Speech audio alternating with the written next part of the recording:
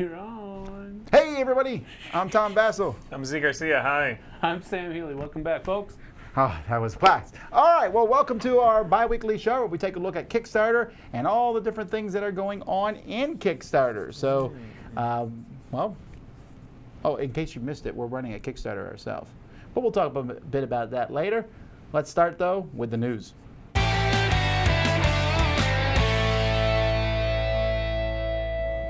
And here we go. So we're taking a look at a bunch of Kickstarters of various sorts. We'll start with one that I'm a big fan of. This was almost my pick of the week. Right. But I didn't because there's one thing I don't like about this Kickstarter. So Vindication, love it. One of my favorite games from last year. And this is the expansion for it, plus the base game. So I want to learn about the expansion. Still waiting. Base game, stretch goals. There we go. Bonus content. Come on.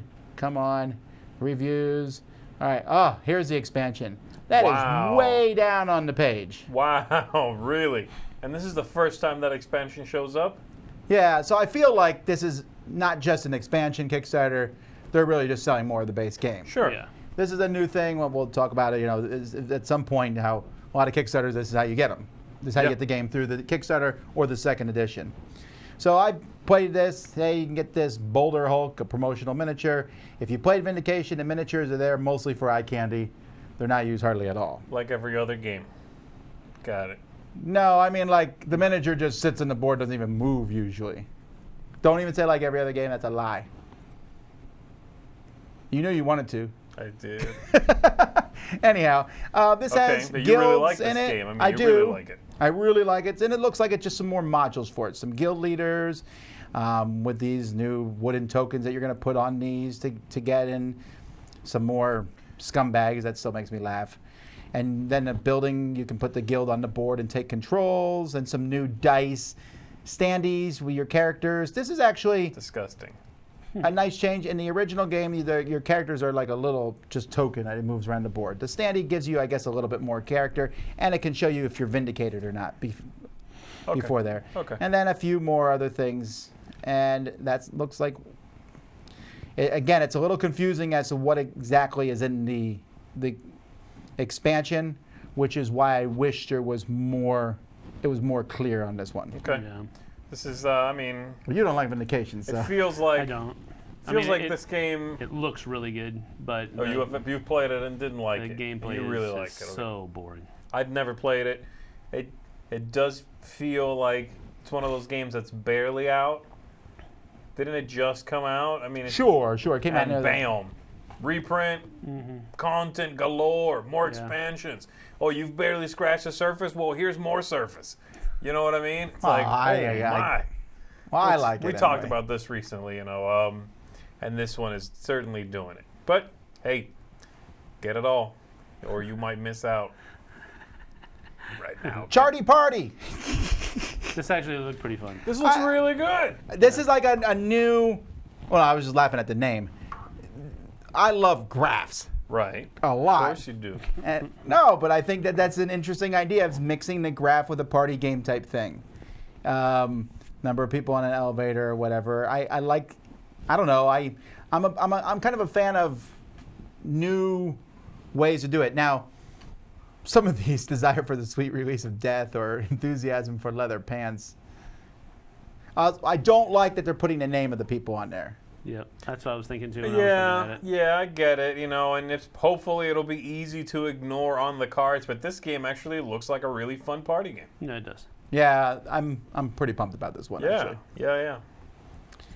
Next one, Maricopa Con and Macrocon. I just mention these because I like to point out different cons that are all over the place, and this is in Arizona. It's weird, it's their 7th year. Have you heard of these? No, I haven't. I don't know. I think I'm assuming it's a small convention. Here's the thing. Unfortunately, I tried to click on those links that take you to photos from previous years, and it did not work. The links don't work, so I was a little disappointed by that. I wanted to see some pictures of the event, folks there playing, that sort of thing. It's almost like this Kickstarter was made for people who already go to the event. Absolutely. This is hey guys, we want to do it again. Y'all want to do this one more time? Yeah. It feels like they already know their audience, and they just got to go through this process to get them back on board. Yeah. All right, then we have Frontier Wars, the board game. Yeah, this looks really cool. It's a war game, right? So there's going to be people who aren't interested. But what? It looks better. Well, It looks good. It's fine. It's there's another one that we're going to look at later, which I think doesn't look as good as this one. The miniatures look very generic, but at the same time, there is not enough of these games out there, in my opinion. The Axis and Allies Memoir 44. There's not enough new ones getting made, probably. Yeah, there's there's a gazillion of those big, heavy ones, or the light tactical ones with counters. There's not many with little things you move around and attack with. There's probably true.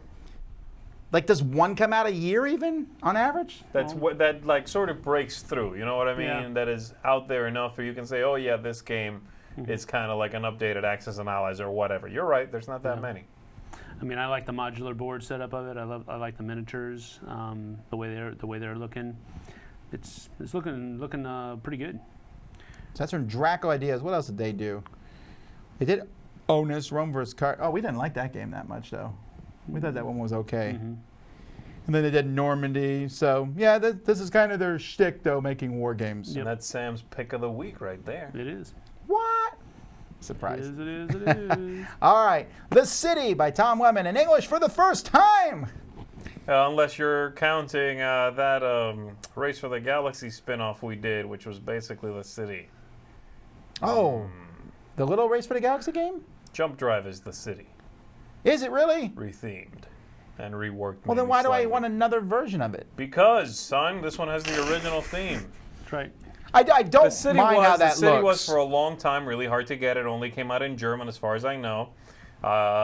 It was one of those rare games people would hunt down. It is finally back in English, or out in English, I should say. That is cool. I like that. But they already took this game and cannibalized it to add it to the Race for the Galaxy universe as Jump Drive. So yeah, why do two games need to exist that are the exact same from two different companies? They might not be the exact same, right? I don't want to say things without being 100% sure. But I know that Jump Drive is based on this. So I'm not sure if this is simply, from a purist's point of view, something folks might want, you know? Well, they list Jump Drive in the games he's designed. Maybe it's different. Why don't you go on and ask on the Kickstarter? All right. Excuse me, is this Jump Drive? I will do that. All right. It looks good, though. Okay, I'll be honest. I picked this one because it's about chocolate. Food. Of course. Well, that's true, too. You have to have at least one well, every okay. time that's about Daily food. Magic Games puts out pretty good stuff. They do. And So- this looks good. Yeah, it really does. This is another one of those where it's like, wow, I can't believe no one's made a game about a box of chocolates. It looked kind of like a grid. It feels like someone could have made a game about that at some point. This, to me, seeing the overview, seeing the tiles, the cards laid out across the top, looks to me like that fireworks game, which I'm blanking on the name of right now, but the one that you have tiles out there and you're trying to, you put out tiles and people collect different fireworks or lanterns. It's not fireworks, lanterns. Oh, you know what? When you said fireworks, I was thinking of the Lanterns game. I was like, that's not what he's talking about. There actually are no fireworks. This actually makes me think more of, it looks a little like the wasabi almost. Yeah. But with chocolate. Yeah. Rather play with, oh, that's a hard choice. Sushi or chocolate? Sushi, man. Sushi. Of course. Especially if Not you always. then cover the rolls in chocolate. Sushi and fondue. How about chocolate sushi? Show. Citizen. Sushi fondue. Now, here's one of the problems with Citizen. They named their company after their game, which is a no-no. No, that's a way to do it. It's Citizen Game LLC. What if the game is bad? And then you come out with a great game I didn't like the for year. your second attempt, but then people check your company's name and go, Citizen Game. Oh, they're the ones who made Citizen? Delete. Yeah. I didn't like the fact that they were using like the yearbook photos from the congressman. As their Yeah, that cards seems here. a little... That's just a little weird. It just, I don't know, it cheapened. When I got to this point in it, it cheapened the whole look a little bit. Yeah. I was like, oh, I can do that. Yeah. You know what I mean? Are you If I allowed can to do- stick these people in games? I guess you are. These are like public record pictures. I guess so. The imagery on the rest of it, the iconography That and so looks forth, looks all right. And then you stick real pictures in there with a grayscale filter on it, and it's like, oh, right, okay. Mm-hmm. I'm always interested in political style games, but the look of this one and that board almost looks like a roll and move game. I don't think it is. Hopefully it is. It looks like Democker, actually. Oh, that's an awesome game. Tom Democker, loves it. American version. All right. Stackable army tokens for 878 Vikings. This is a very small thing. Round 2. Is this something you think would be necessary? No. I like. You only needed $12 to fund. $12. With 878 Vikings, I liked having all the different miniatures out there. The little tiny minis. Those little tiny minis there. I could see that where they would be possibly good for the leaders, like that right there. But other than that, I don't think they're really necessary. This seems like the kind of thing that should have been an Etsy store 3D printer thing. You know what I mean? Yeah. As opposed to a Kickstarter. Right. Are they even allowed to kickstart Well, this and talk about this other That's game? the thing. He says it's not official. And Is he I have no allowed to do affiliation. that? I don't know if he is or not. So Like, I understand if you get around it by doing some Etsy store and being like, these are just tokens for figures, such as the ones for 878. Mm-hmm. I'm not saying they're for that. Right. You can use them for that. Yeah. This is Stackable listed in army the title. tokens For, well, yeah. this is he's done it twice. Last I know, time. that's why it says round 2, fight. All right. Well, let's move on. Hey, this looked lame to me. Handmade Zodiac Pure Gemstone Dice. All right, which one looks the best? How mystical. Probably the one that was that blue. The green one's almost impossible to read. Yeah, there's several that are almost impossible to read. I think the white one looks the best. I like the blue one, the deep blue one right here. It looks like the corners It's are sort pretty of a sharp little- on these, though. They are. And it's a stone, so I don't know. I'm worried about these things. Yeah, having a They go. look nicer than their. I'm sorry, but Sure, if they're pretty someone makes to, a like, dice display. Kickstarter, it's going in. How expensive are they? I didn't look at that. Oh, it's in Canadian dollars, so. So Let's cheap. look. No, one set, 45 Canadian dollars. So that's around what, 40? That's Yeah. 12. What do you get in a set? Like one of each color, or is it 2 dice? Either way, they're going to be expensive. See, I think that red looks good. The red jasper there, and that looks pretty good. I think my favorite though is the bluish one. Yeah, I like this one, the quartz. Yeah, that looks good. Where is it? That one looks like you should be using it as a bar of soap. I think this one. That's my favorite one that you passed. Amethyst. Oh, this one, Scorpio. There's blue sandstone there. That looks good. All right. It looks like the sky. Munchkin Dungeon! Yay!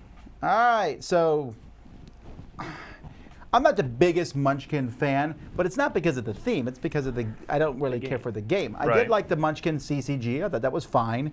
And so I'm okay with this Munchkin Dungeon because honestly, I'm getting bored with this whole, how dark can we make our dungeon? I know you like that sort of nonsense, but there's a gazillion of those out there. There's true. not as many light ones out here. Darker the better. In Yeah, fact, if I can still read the cards, it's too light. I have no connection to Munchkin whatsoever, and this looked like a really good Kickstarter. Yeah. Well, it's CMON, so you know they've added, look how much stuff has been added already. Yeah. 5, it almost looks like a Christmas song. 5 level 3 miniatures, 2 boss monsters. Anyway, that's a ton of stuff you're getting in this game. Yep. Yeah. I guess I don't like Munchkin's theme either. This didn't really do it for me. I looked at it, I was like, yeah, I don't care for, what's his name, Foglio, I think the artist's name? No, John Kovalik. Kovalik, that's right. Foglio's a He's completely a different artist, right. I don't like his style. It's just Munchkin not for me. Cthulhu. Yeah. now? I'm trying. So I'm trying to look at these like optional buys. I don't know. Will I get the board silly one? I don't know. The Cthulhu, probably not. Extra dice, yes. What about that one nose? That was disgusting. Yeah. There's a nose monster. floating nose. That's disgusting. It looks fun, but I think you're gonna have people who are. They won't be able to take the Munchkin out of it. If they hate Munchkin, this is bad. If they love Munchkin, this is good. Who's this for? That's my thing, though. For me, I backed it. How many people like Munchkin and will like this big, epic combat game? Obviously, And then there's the 4,162. people. I know, but then there's like the people who like this style of game and look at it and go, Munchkin? No. You know what I mean? It's like Yeah. making Ticket to Ride the war game. I feel like The numbers are disagreeing with you. I don't know. It just seems like I get that a brand is a brand and you can do whatever you want with it, and people apparently will back it, but it feels to me ill-fitting. This game might be fantastic. I don't want to play because it's Munchkin. And I'm sure there's people in the opposite camp. Love Munchkin, but this looks complicated. We'll see. I'm playing it. I'm sure they're I gotta make doing Z play on fine. the live thing now. All right, here's my pick of the week. Rival restaurants. Why is it my pick of the week? Because of food. Food! This was almost my pick of the week as well. It looks very really good. fun, Looks right? very good. I like the idea of a restaurant theme. And the last restaurant game I played was that one from Stronghold and Artipia, where it was like speed restaurant. So I don't know that I necessarily want to do that. But Mark Street says this might be my family's new favorite game. I did not realize that, but I changed my mind. No longer pick. Oh my! Dang. Oh my! Do you want to be which chef do you want to be? The pompous chef, the mysterious chef, the plus size chef, the vengeful vegan? What is she like a? You will eat vegan food? Pork knuckles. Oh, I gotta be the lunch lady. Love handles McFatterson. Where? Oh, that's the. Love handles McFatterson. That's the first thing I Senor saw. Fuego. That's a terrible name. I know that's just mean. Kimchi. The military chef? You will eat this. I like it. General Stroganoff. I don't know. I think that sort of thing is fun. I want to be Mortimer Look, her name is Kimchi. Sleesburger. Yeah. That's gonna be me. Who? Mortimer Sleesburger. The dirty chef? Yeah, the That filthy is- chef. You are the dirty guy in the Nothing Personal? Which game That's was right. it? Dirty Z Dirty Z Garcia. Garcia, yeah. That's right, with no quotes or anything. I like how this looks, though. It has a fun. It does. It's like half realistic, half like just fun, and the food looks good. Like, and I don't know. Just, Gathering all the ingredients, that looks good right there to me. You know, what does this mean? It made me hungry in a good way, as opposed to. it made me hungry in a bad way. I don't know what that means. I don't know why they included it as a quote on their. I mean, come on. These cards look like they're from a different game, though, don't they? They look like they're Smash from. Up. Yes, that's what it is. To me, they looked. You're right, but they also looked like they were from King of Tokyo a little bit to me. Oh, yeah. But they don't look like they're from this game. Oh, look at those loaded chili cheese fries. I'm eating those for lunch. This is making you hungry in a good way. No. That's a bad way? He wants chili cheese fries for Oh, lunch. that is a bad way. Bad. I want chili cheese fries all the time. I just don't do it. All right, so that's cool. Let's move on. Parks, the board game. This is this is my pick of the week. Are you serious? Yeah. Yes, This but is from Keymaster. okay. So of their previous games, I did not like Control. Control was their very first game. I don't like that game at all either. Campy Creatures. Campy you Creatures like that was one. fun, yes, and then they did the Space Park one. That's a good game. And they also reprinted Caper, which was a game I really, really enjoyed for 2 players. Here's the thing with Keymaster so far, of every game I've played of theirs, I've enjoyed them except for Control, all of them. But they all look fantastic. Oh yeah. Even though I don't like Control at all, it looks great. I mean, these games are mind-blowingly pretty, every single one of them. This is no exception. It's the same designer as Space Park from what I saw, and the same artist, obviously, as those games, because it has the same look. I think it looks incredibly I don't know pretty. that I like the box. I don't know. No, that's a deck of cards. Oh, That's not the box for this game. did you back this? Are you getting a deck of I cards? saw it. I hadn't seen this before. I saw it, and I was certainly tempted. It looks very good. All right, cool. Yeah, I would play this. I like the theme of this. That's something I'm always looking for, some interesting theme. I think National Park theme's good. Almost looks like a. Why do you think it looks boring, though? I think it looks interesting. No, it's the park theme. I know it, I like looks it, good, yeah. but the park theme is boring to me. I like Real Ernest World. is going to kick the door No, down. I like Real World. Ernest is going to kick the door down. Who? Ernest, he Ernest. works for the yes, Everglades right, National that's Park. right. I like real world settings more often than not, so this looks really good. It looked like it had almost a Odin's Ravens vibe to gameplay, Ooh. like multiplayer Odin's Ravens. Well, it's 1 to Yeah. 5, 30 to 60, 59 parks, print series. So they must have got this. They're working with parks, it looks like. I read there that a part of their Kickstarter funds are going back into the parks. They're working with, I think a see. different entity. They'll be making an annual donation to National Park Service for the lifetime of this project. Right. Oh, that's cool. That's nice. This looks like a professional Kickstarter with a good-looking game. That's my pick. Yeah. Also, Speaking of professional with a purpose. Too many poops. Too many poops. yeah, but it has $57,000 it's raised. That's Funded under 24 hours, featuring pooples. Pooples. That's the worst. I'd rather play with the unicorn poop stuff. That's true. Sam's poop backing is- this, I think. Black poop is indicative of not Like, good. what? Is that the? Do you want the golden poop logo? Golden, that's a good looking logo. However, people are. Lance says it's an unexpected surprise. Yeah, because he wasn't expecting to get a box with pooples in it. Right? Hey, this is unexpected. Surprise! What you get? 50 wooden pooples.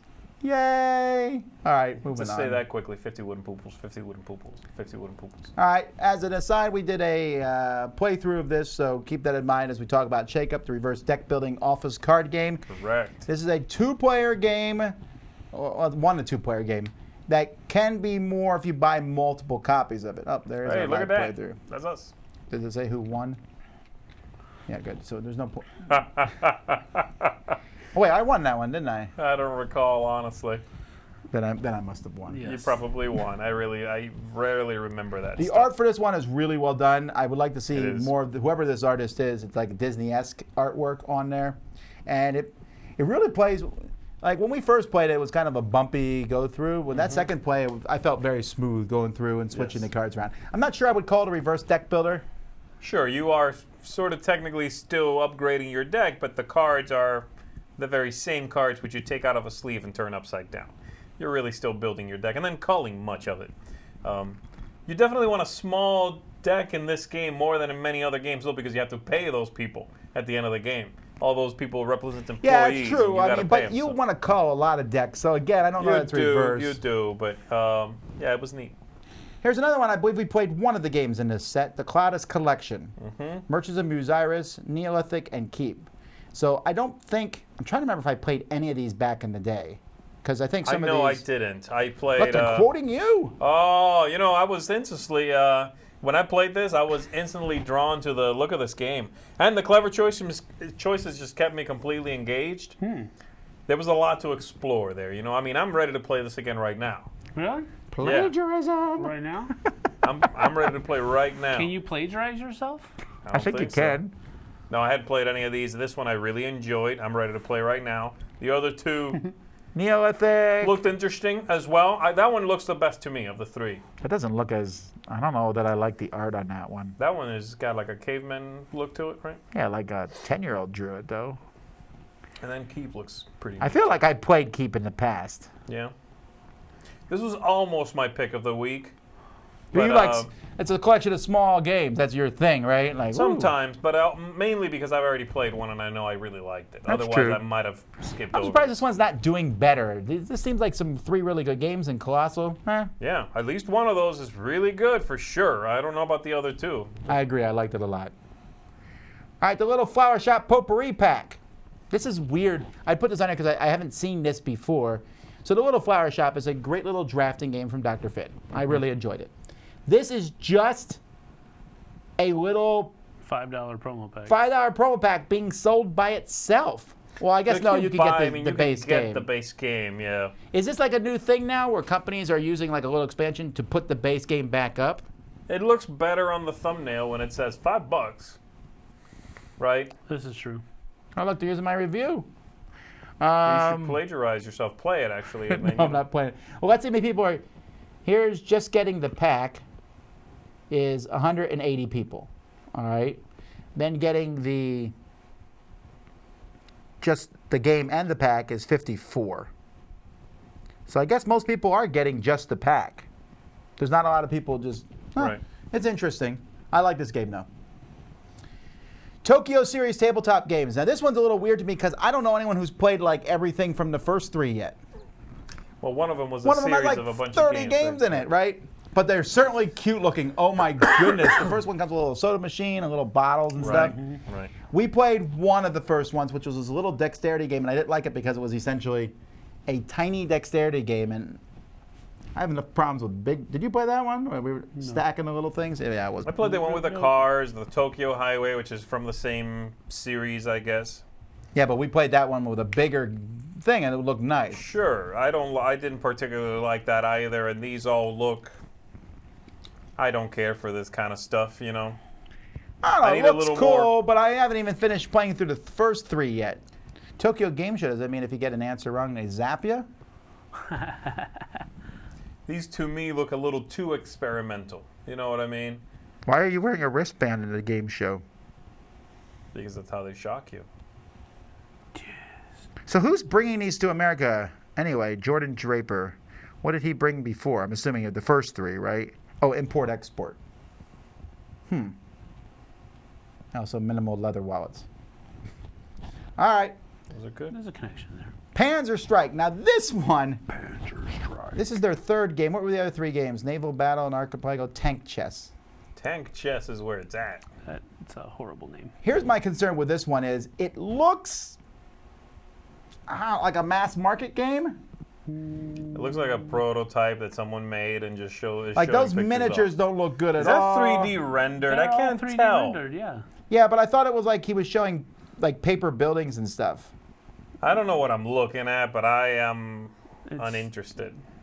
Like this, if this was a video game, I'm into it. I don't think it's 3D rendered because if you look at it, it looks like it's not. The ones above were. Yeah, but that like is like Hey Jimmy, what are you doing in the basement? Playing with my tanks, Dad.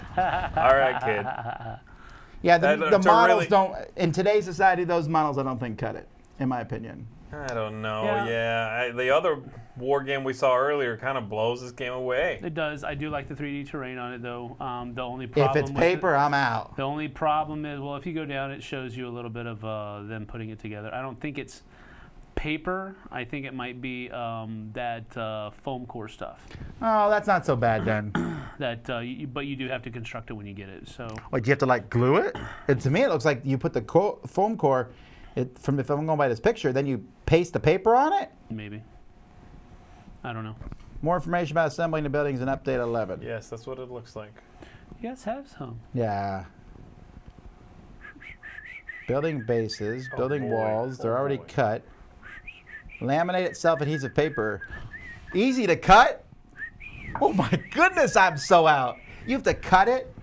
And then glue it. No, it's self-adhesive. It's stickers. You still need to glue it on there. I mean, you gotta stick it on there. Self-adhesive, yeah. No, it's glue. It's just already on the paper, guys. It's got stickers, doofus. Well, that's a big difference than actually having to glue it. You still need to yourself. be careful when you put it on there. Is my point. Yeah. It's like you gotta cut these things out, build the terrain, stick it on there. That looks a drop test. That's where it's at. I'll tell you what, if you want me to buy your game, doing a drop test always gives me an extra point. Really? Are you serious? That's why I bought that terrain back in the past because they ran a car over it. They ran a car over through it. I was like, I'm buying this. This is indestructible. I think it looks good, but of course I'm wary about how well it's going to hold up and all that kind of stuff. And I'm gonna get a set and just go doesn't look like put the stickers all on. The game is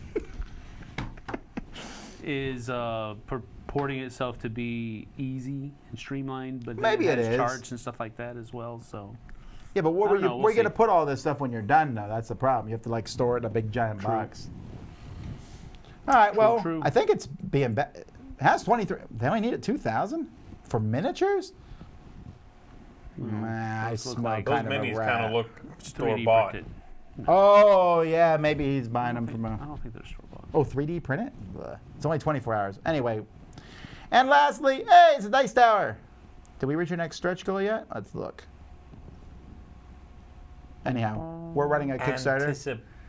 Woo! Patient. Yeah, well, once we hit that, then we send a couple people to Origins. So we'll be talking more about that, obviously, tomorrow and such. We'll be doing a live stream. But then we're not here to really push our own Kickstarter. We're just talking about Kickstarters in general. And with that, let's go to our contributors. Mm-hmm.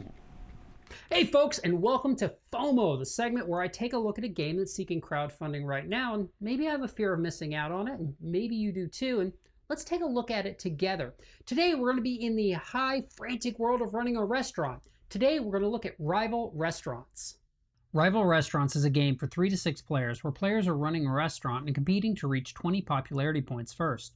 At this restaurant, there's no waiting as players take their turns simultaneously. The game is played with 3 phases to each day. In the money and move phase, players earn 3 income and then use their movement wheel to secretly decide where their chef will go that day. Players can visit counters to purchase new ingredients to complete their recipes, or visit the island to purchase upgrades for their restaurant, action cards that can be used in the game, or dispose of trash. When placing on a counter, players indicate the ingredient they wish to purchase as their first choice. In the buy and barter phase, players have 1 minute to purchase as much as they want from their selected location. Players are also free to trade anything they have with other players at the table to reach their goals. If 2 or more chefs want the same ingredient, then they bid on it, with the player who will pay the most getting the ingredient. In the cook and counter phase, players score any recipes they've collected the ingredients for, earning popularity points and garbage for their efforts. Garbage collected will reduce the popularity of future recipes completed, so manage accordingly.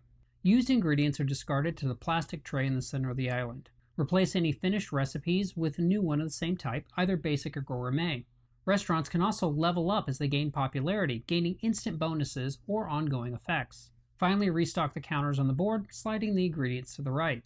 The first player to get their restaurant to 20 popularity points is the winner. So that's a look at rival restaurants. And I do want to thank Gap Closer for going ahead and send over that prototype. And this prototype really wowed me. The first thing I noticed is this is a first-time publisher, and this is a very polished product.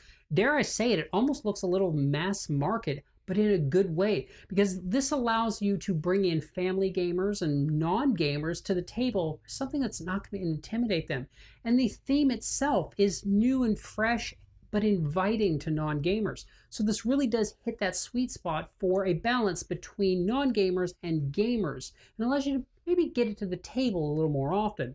But beyond that, what I really did enjoy about this game is the frantic nature. It feels like running a restaurant in a lot of ways, especially during that second phase when you're doing the bartering and trading with the other players while buying your own ingredients. Because you can literally trade anything but the kitchen sink, and by that I mean the restaurant.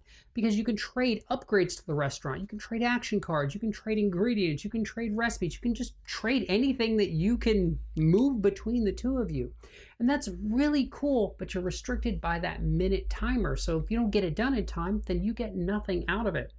I really enjoyed the action cards. They're really cool. They allow the players to just break the rules for a minute, and they add a little bit of excitement, and they actually pause the timer. This game really just hits a lot of sweet spots for me. The thing that really is impressive is that middle island container, because honestly, I kind of want that for other games. It's just so good at managing the cards. Overall, if you're looking for a game that's polished, you can play with family, play with non-gamers, and still have enough meat on it for gamers, this is something I'd take a look at. This is going to be my FOMO scores on it. As you can see, I really dug this one. It's an automatic back for me, and I look forward to seeing you folks next episode. Hey folks, welcome back to another Dice Tower preview recap. You know, these previews are paid previews, but it's our hope that we can give you a real sense of each game. First up, we have Sky Tier. In Sky Tier, you're going to be controlling a band of heroes and minions in that kind of video game genre MOBA style. You're going to be moving your minions along the lanes, trying to take out the temples and so forth, but you never know exactly what your main objective is until you deal the objective cards. There are 3 that are in play at any one time, and the first one to achieve one of these cards will be the victor. Now you have a series of cards that you should be playing on your heroes in order to activate them and do all kinds of different things. And with any good game like this, all your heroes have variable powers. Sky Tier is brought to you by PvP Geeks. It's for 2 to 4 players, ages 13 and up, and games ranging anywhere from 30 to 60 minutes. Next up, we have Tactiki. Tactiki is an abstract strategy memory game. All those things rolled together. It actually works pretty well. You have different power levels as you move your pieces across the board, but your main objective here is to move them to your opponent's side and create either a tack or a tiki statue 5 layers or 5 pieces tall. In doing so, you're going to be stacking and moving across the board and comparing values to see who will win the power struggle as you move across the board. But it's a very simple, straightforward game. Actually, it's very deceptively simple as you play, but there's a lot of strategic value going on here. Tactiki is brought to you by Armored Panda. It's for 2 players, ages 8 and up, and games are in the range of 30 minutes. Next up, we have Terror Below. Somewhere in the Nevada desert, the government is performing experiments. Who would have thought, right? They're performing experiments on worms, giant worms massing under the ground, and now it's up to you to deal with these worms. You have to collect their bounty on destroying them. You have to collect their eggs and deliver them.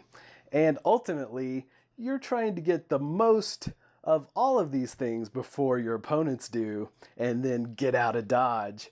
But along the way, you might be using vehicles to distract the worms or to maybe pull them towards you so you can battle them.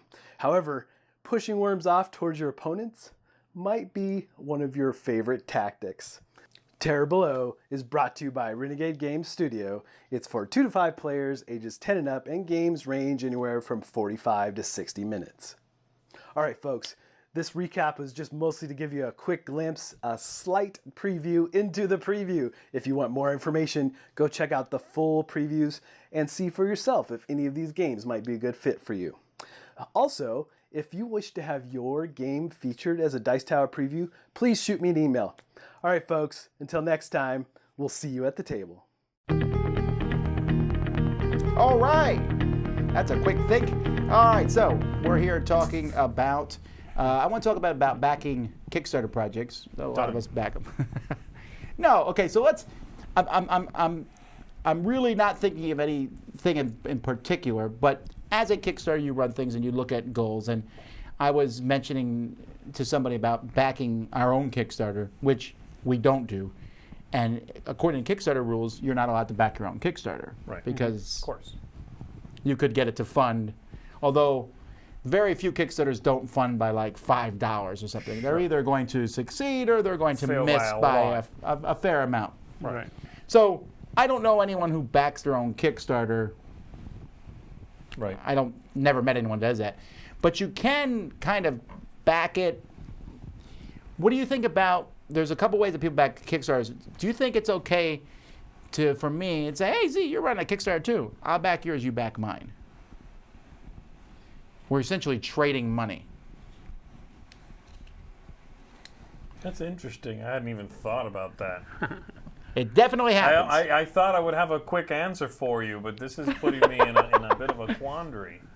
Well, it's kind of the same thing as you subscribe to my channel, I'll subscribe to yours. It's just that there's money Yeah. changing hands, and usually. Well, if you're getting a product, it's okay, right? Yeah. I think I'm okay with it. I don't think it's whatever. You're helping each other out. It falls into the same camp ultimately as, hey, I'm running a Kickstarter, back it. If you're running one later on, I'll back you. You know, that kind of thing. Like. Well, I've been asked to back Kickstarters before for $1, just so that people would see that I backed it. I'd buy that for $1. So I refused it. If you see me back at Kickstarter, it's because I chose to back it.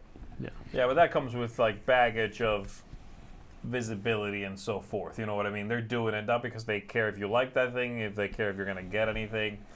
They want, not even you, the Dice Tower, basically, for it to show, hey, the Dice Tower approves this unofficially.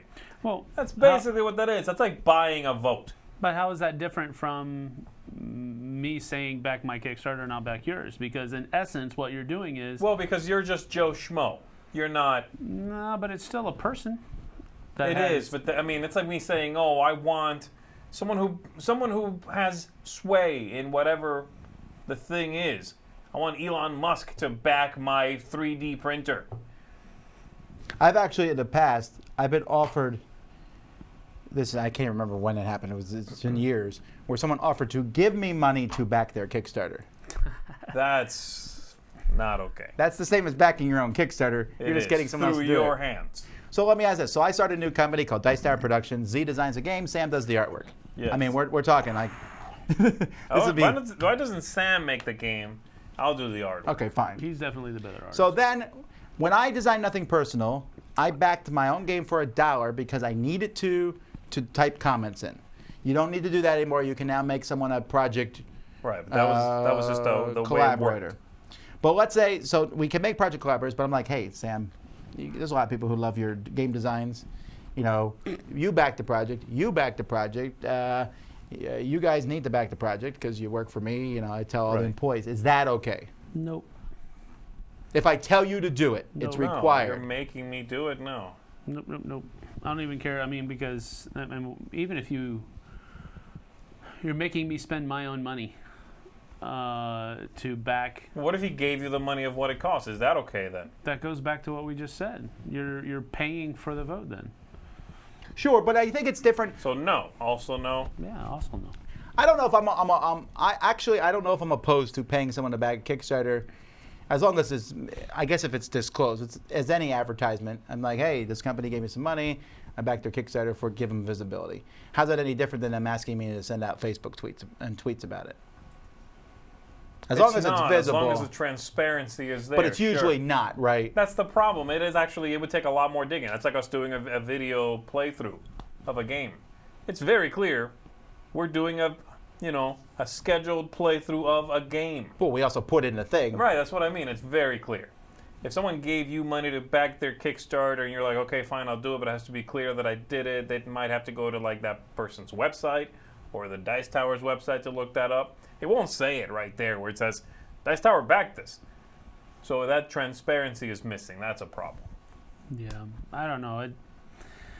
It has a really slimy feel to it. Delectable. I'll put it that way. Because being paid to play a game, in my opinion, is different than being paid to vocally back a game. Yeah, There's a difference there. Yeah. There's a difference there. Well, especially if you don't, again, like you said, there's no transparency. Like, oh yeah, I love this game, looks super fun. Yeah. And you're like, you don't tell people that they kind of gave you money to do that. I think that's problematic. Correct. Right. Is it okay to go browbeat your family into backing your game? Because I know everyone does that. They're like, come on, do you love me? Back my game. No. That doesn't even have anything to do at that point with the Kickstarter. I mean, that's more... Just You don't think that doesn't happen? I'm telling you that sure happens. It does, but how... That almost doesn't seem to be the same issue. That's like, hey, maybe you shouldn't be browbeating your friends and family to back you. It's the same thing as when you get that chocolate that you have to sell for your kids at school, and so you go sell it to your family and friends. That's correct. That's the exact same I need to raise money. I'm not going to ask you for a loan, but will you buy this? Oh, yeah. It's for like 5 times what it's worth. It's the same thing. It feels like the whole pyramid scheme from way back when. What was that? Amway? I remember I had a few family members that got into Amway way back in the day, and it was like every time you met them at like a family meeting of any kind, that's what they were talking to you about. And I'm like, dude, I just want to talk to you. I don't want to buy any of your crap. Amway changed my life. There's a required employees meeting tomorrow. Shit, okay. Oh boy. Yeah, I just think it's kind of iffy ground, right? We were talking about this, and I called it priming the pump, where I could say, okay, we're going to launch Kickstarter. I'm going to get a bunch of people to back. I mean, could I go out to the street and find 10 random people and give them $20 and say, hey, go back my Kickstarter for $10. You can keep the other 10. And it's like, look, there's a surge in the thing. There's a lot of unethical things you can do, right? Now, I will say this, though. Just because, let's say, you were running a Kickstarter about making those jackets, let's say, and I really liked one of them, I really wanted to back it, and I backed it because I wanted to, I think that's okay. Sure. And I think people would miss that, though, and go, oh, Z is backing Tom because it's Z and Tom. I think that's fine. If someone is truly interested in whatever someone else they know or even they work for is making, then you can get that thing. You know what I mean? I shouldn't expect to get a free jacket from you. I might ask you, but... You're not getting no free jacket. I know. I've been trying, man. By the way, jacket Kickstarter news coming soon. No! But... Ooh, could I get a custom Dice Tower jacket? Yes! Run a Kickstarter for it. I'll back you if you slip me. Do they $20. make custom jackets? We're getting off topic here. Anyway... I think that would be okay, if I backed it and the transparency wouldn't be there, but it's because there's nothing to hide. It would look like there is missing transparency. I just wanted the jacket. Right. Yes. So I just wanted to put that out there because I want to make sure that it doesn't always, if you see this, it doesn't mean someone's necessarily being nefarious. But what do you guys think about that? That's a good question. If What if someone saw that the Dice Tower backed their game and used it to advertise their game? we talk about this internally a lot, not Which is what I necessarily was about talking that, about a while ago, right? Having pull. right?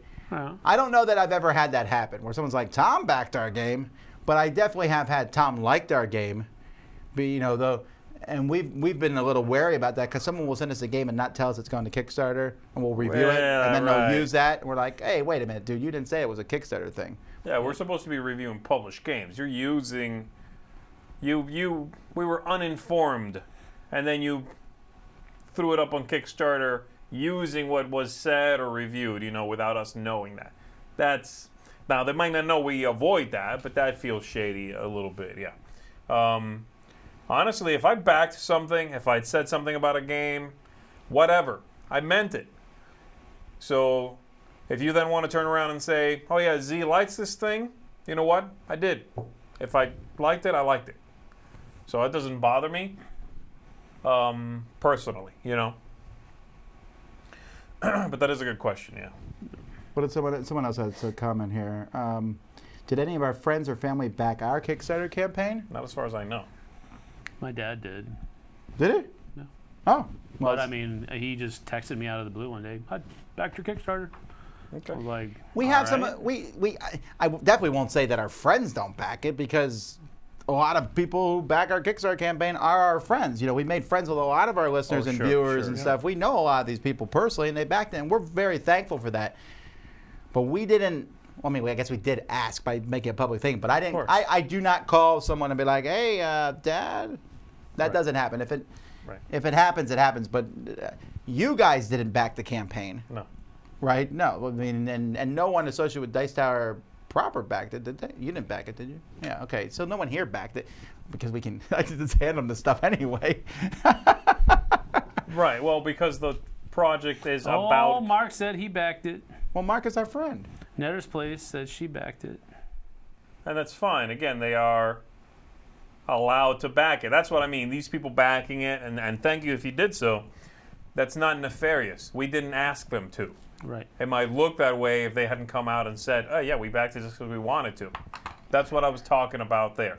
Also, I have no need to back it because the thing we are funding is, in part, my very employment. So that would be weird. That's why That's backing not your the- own it's not campaign's the stupid making anyway. Well, it's not the like making a jacket analogy. There is no product. The product is what we're doing right now. We're making content for you guys. So, no, I wouldn't back it. Every year I send messages out through our internal Slack and stuff. I'll say, hey, our Kickstarter's having promoted, but I don't ask people affiliated with Dice Tower to back it. If they do, we're very thankful, but we don't push that. That's almost like, Right. I don't know, it's like me going to my kids for money almost. Like, hey, Melody, you got any money in that bank account? Right. Yeah, even online, whenever I, tweet about it or anything, it's always even, hey, if you find value in what we do, consider backing it. You don't have to back it. It is free. It's not free to run, though. You know what I mean? And the help keeps us going. Not to mention, too, there's also just financial stupid reasons for doing it. Let's say I did say, hey, Z, can you back it for our Kickstarter for $20? Well, Kickstarter just took $2 of those bucks. Sure. Right. That's kind of even if I gave them the money, we're losing money in that process. We're only doing it for the thing. Correct. All right, well, anyway, I appreciate the comments from you here. And, of course, if you're watching this later on, tell us what you think about this subject here. Meanwhile, let's listen to what Jamie has to say.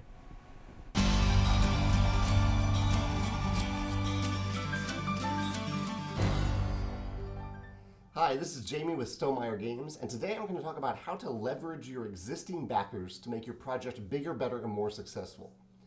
Sometimes I think as creators we get caught up in thinking about all the backers that we don't already have, and so we're advertising and marketing and trying to get the word out to potential backers. And we forget that we already... Hi, this is Jamie with Stonemeyer Games, and today I'm going to talk about how to leverage your existing backers to make your project bigger, better, and more successful. Sometimes I think as creators we get caught up in thinking about all the backers that we don't already have, and so we're advertising and marketing and trying to get the word out to potential backers. And we forget that we already have this amazing resource of backers, current backers, who have opted into what we're doing. They believe in it, they're passionate about it. they might want to feel, or they might feel good about spreading word about your project. And so today I'm going to talk about some ways to leverage those existing backers. Not to beg them, not to annoy them, not to really use them even, but just to work with them to make the project better. The first recommendation I have is to use Kickstarter Live. Kickstarter Live video is something that I've talked about in one of these other videos. It's a wonderful way to engage your current backers and give them FaceTime with you and get ideas from them. But it also gives them a really nice excuse to share it with other people. And if you also share it on Facebook while the live video is happening, their friends are going to see that they're engaging with a live video at that time too. So they're organically going to see that type of engagement happening, and they might join in. The second thing I recommend is having add-ons that enable micro goals. By that I mean, if you have add-ons on your project, allowing backers to add onto their existing pledge, and you pair that with micro goals, kind of like stretch goals, but just like little reminders on an ongoing basis, like, hey, we're almost to $2,000. Hey, we're almost to 500 backers. All these arbitrary levels, they don't really mean anything, but they feel good to backers and to you as the creator when you reach them. So consistently remind your backers of those goals and point out to them that they don't even have to share the project. If they just want to increase their pledge based on the add-ons that you have available, they can do that. Not everyone is comfortable sharing. However, with sharing, there is a technique that I love to use with backers. A lot of times I see creators say, hey, share this with your friends, share this with everyone. But I don't think that happens all that often. I think a much more effective tool is to pinpoint something specific, a specific person that each backer can target. For example, if you have a project that's about pizza, maybe it's a game about pizza, like New York Slice. Instead of telling backers, hey, share this with your friends, in one project update, pick one time to do this, tell backers, hey, share this project with your friend who likes pizza more than anything in the world, or your friend who hates pizza more than anything in the world. Either way, something that pinpoints, so that triggers in that backer a specific person that they can say, oh, I know who that person is. I'll share that with them right now. And that way they can just send an email to that person. They're not like broadcasting it on their social media. You're not using them for their social media reach. You're helping them target the one person in their life that might actually be really interested in the topic of your game or your project. Those are my recommendations. There are lots of other ways to obviously engage current backers and make them feel engaged and good. But these are a few ways to actually increase the overall funding and the overall engagement of your project by leveraging your backers. If you have any thoughts or questions, feel free to post them on my blog at kickstarterlessons.com or in the comments below. Thanks.